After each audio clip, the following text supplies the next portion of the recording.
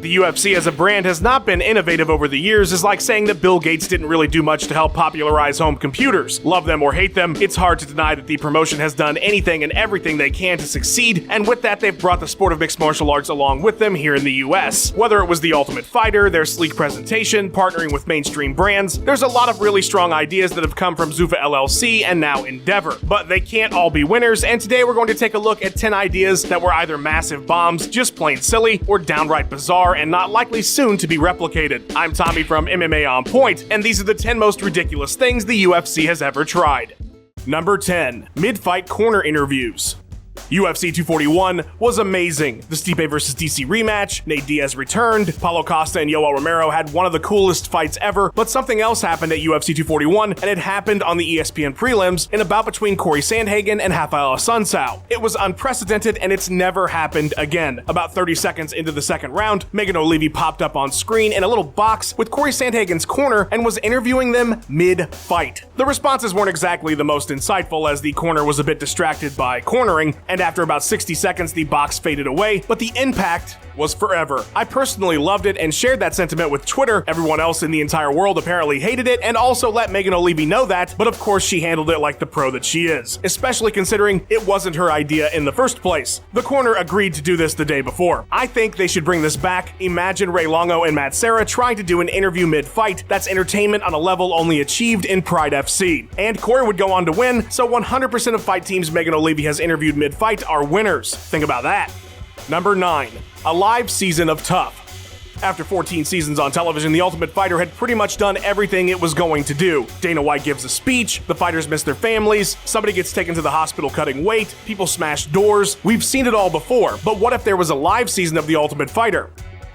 There was. It was season 15, and it aired from March 9th to June 1st in 2012, and was the first and only season of Tough to run live. Each week as the teams prepared, anything significant that happened was recorded and cut up before the live broadcast fight. Those poor editors. The season featured such notables as James Vick, Darren Cruikshank, Ali Aquinta, and the season's eventual winner, Michael Chiesa. The Maverick had to fight 5 times over the course of 13 weeks. What a gauntlet, and this is after the first episode in which his father sadly passed away. It was a season filled with high drama and some pretty great fights, with an emotional finish over Iaquinta in the finale. Ultimately, it was a pretty solid season, but the ratings weren't exactly setting the world on fire, not to mention it was a hell of a lot of work, so season 16 would return to the taped format.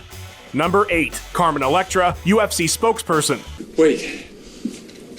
Wait, what did you say? If you grew up in the 1990s, there's a good chance you know who Carmen Electra is. Baywatch, Scary Movie, Singled Out, Dennis Rodman, you know the deal. Well, when Zuffa took over the UFC in 2001, they were looking to change the target audience for the sport. They wanted young, hip adult males 18 to 34 because that's the sweet spot when it comes to making that advertiser cash. And what better way to do that than by making everyone's favorite Prince backup singer the official UFC spokesperson. The partnership started in the lead up to UFC 32. In addition to some hilarious 2001 print ads Carmen did with some of the boys for magazines like Sports Illustrated and Maxim, love that impact font, she did the media rounds with the company and stars like Tito Ortiz. From there, she would actually appear on the broadcast, where they officially announced her spokesperson status. Carmen said the energy in the building was off the hook, because this was 2001. In her UFC 33 interview, she kinda nails everything. These guys are true athletes. They study many forms of martial arts, and you can obviously see that in the ring. I think this is really going to be an up-and-coming sport.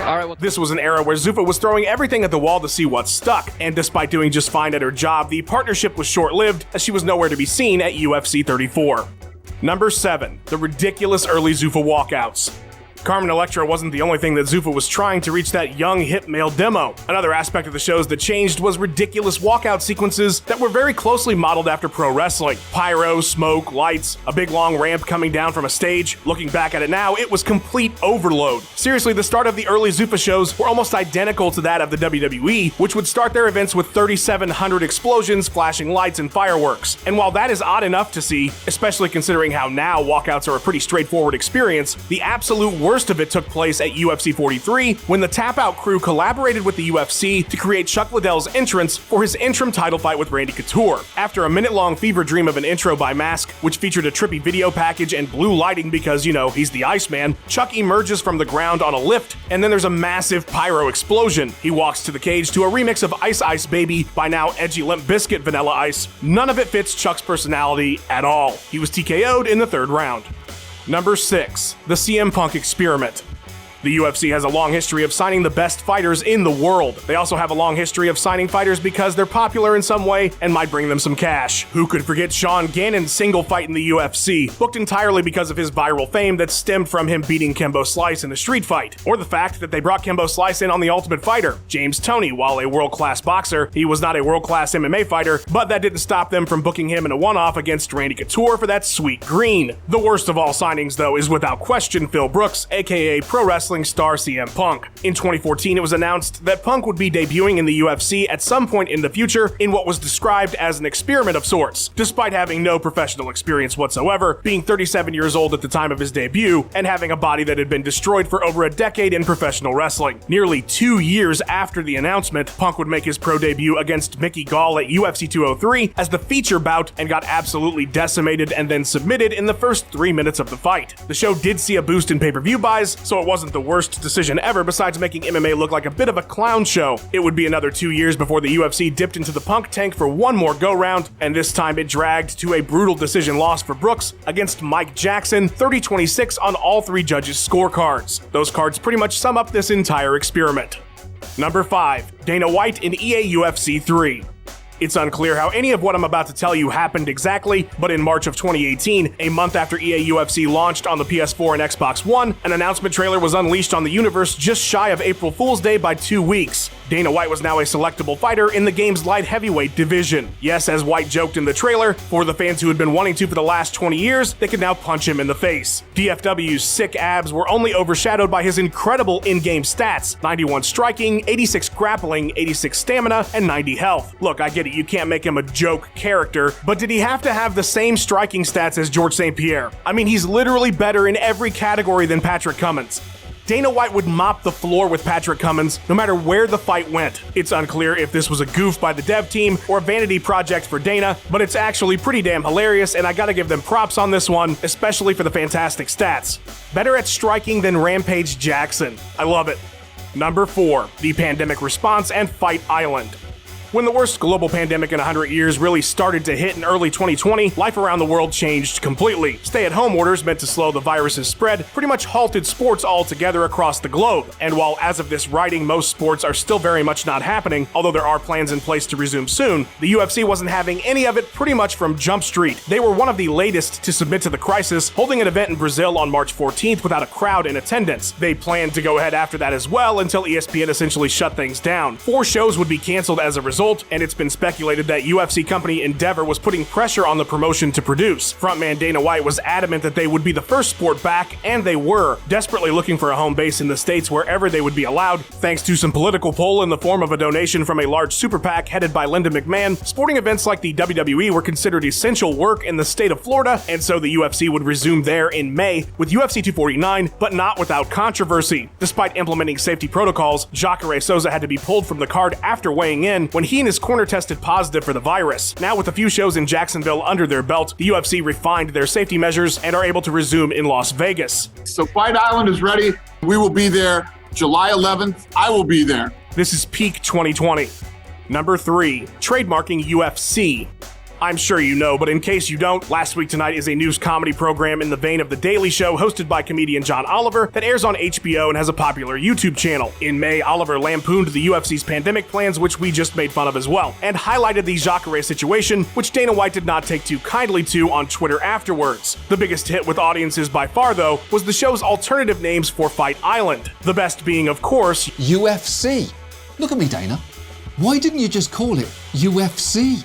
It's perfect. It was so good, in fact, that Dana White decided to trademark it, admitting it was his idea to ESPN. In response on his next show, Oliver discussed White's criticisms of their original piece and then of course made fun of the petty trademark grab by the promotion. In retaliation, a lapsed trademark the UFC had for "You Will Submit" is now owned by Oliver and HBO, and you can purchase baby onesies featuring the phrase at tugslabmeetsbabypalace.com. This has to be the silliest feud in MMA history, but I am all for it continuing.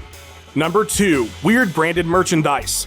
The UFC as a league, as an organization, is probably one of the most successful at branding itself and getting fans to buy into that brand. Wearing a UFC shirt back in the day was cool counterculture, and that still carries through to today. It's not unusual to see someone using a product that simply says UFC on it, whereas Rob Lowe wore an NFL hat to a football game and social media ripped him to shreds all day. And while there's plenty of cool UFC merch, there's some stuff they've sold over the years that is laughably ridiculous, like a Conor McGregor tiger ring that costs $1,500. Who is buying this? I want to meet whoever has purchased one of these and do an hour-long interview with them because I want to understand how their mind works. How about a UFC lapel pin? Seems pretty normal at first, but in what setting are you wearing this? When you're at that important meeting but you want everybody to know that you're still savage as fuck? How about a currently available Chuck Liddell teddy bear for your child who doesn't have any idea who that is because it's not 2003 anymore? The most infamous and the worst by far, though, has to be UFC's official hot dog brander. Yes, I said that correctly, a hot dog brander, because you know, you're having a cookout with the boys, there's a pay-per-view on tonight. How will your guests know that you're a true fan? They'll know it when they bite into that footlong you branded with UFC 3 times.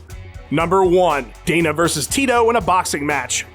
Dana White and Tito Ortiz have been feuding a lot longer than they've not been feuding in the long history of their interactions together. Things pretty much started going south when the UFC was purchased by Zuffa and Dana stopped managing Tito to become the promotion's president. Contract disputes and lots of public back and forth would riddle their coexistence within the promotion. They even once had a tussle on an airplane if you believe the story. Things really came to a head though in 2007 when a boxing match was to be scheduled between the two parties to settle their differences with fists. This was to be an actual sanctioned boxing match by Nevada, and it was going to air on Spike TV. However, when Ortiz didn't show up for weigh-ins, the event was canceled. White trained for months with pro boxers leading up to the bout, his background in the sport giving him, he believed, the advantage. Not to go without some sort of profit from all this, a documentary-style special was released on Spike TV that explained the feud and followed the process leading up to the cancellation. As you can imagine, the show heavily leaned on everything being Ortiz's fault. Tito contends that he was told he would get 50% of the profits, but then the UFC changed the deal and told him he would be fighting for free, so he walked away a month before the scheduled bout. White claims Ortiz signed the deal, but he knew he would lose, so at the last minute no-showed.